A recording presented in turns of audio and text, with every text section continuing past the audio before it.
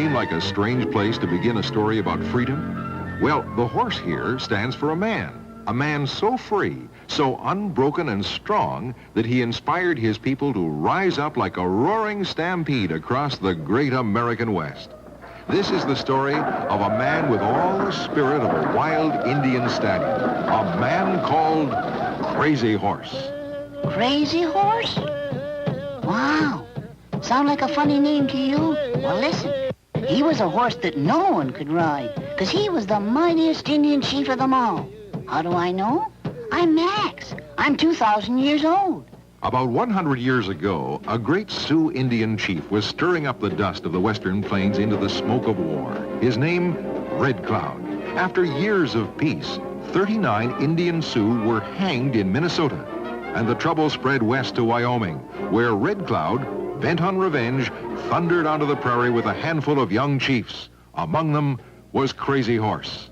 He was only 16, but he was learning his lessons on fighting from Red Cloud, and Red Cloud was a master, striking like summer lightning across the open plain, engulfing their enemy, then disappearing behind their own dust, back into the hills, down the rocky riverbanks, behind dark forests, where all would be still once more. The army, with their much larger horses and ponderous equipment, was unable to pursue, and so the trouble continued for years. Eventually, peace came, and by terms of the treaty, the Sioux were given practically all of a place called the Dakotas. You see, the name Sioux was only the name they were called by the French. Their real name for themselves was Dakota. The Sioux, happy with the terms of the treaty, promised to stop fighting and turn to ways of peace, like farming. Ain't gonna follow no more. Ain't gonna follow no more. Yes, sir. We're burying the hatchet. Not long after the hatchets were buried, the most incredible cry burst out from the Dakotas. Gold! Gold! With the speed of the telegraph and Pony Express, like lightning, the news got around. Tremendous find made on Sioux land. The discovery of gold. The year was 1876, and Crazy Horse knew it meant trouble. The treaty was finished, torn up. The Sioux set about making weapons and painting their face for war.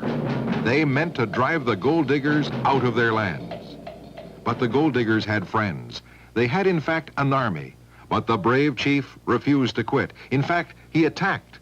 On a fine June day at Rosebud Creek, Crazy Horse, with 1,200 Sioux and Cheyenne allies, came thundering out of nowhere, caught the army flat-footed, and forced them to give up, to retreat. But Crazy Horse knew the Rosebud was only a temporary victory. Needing more allies, he sent hurried messengers to get them. Look, message from Crazy Horse. Chief Sitting Bull, I presume? Thus, an important alliance was formed. Chief Sitting Bull and his band of braves promised to join up with Crazy Horse at a place called the Little Bighorn River, which is precisely the place where another army force, under the command of none other than the famous General George Armstrong Custer, was heading.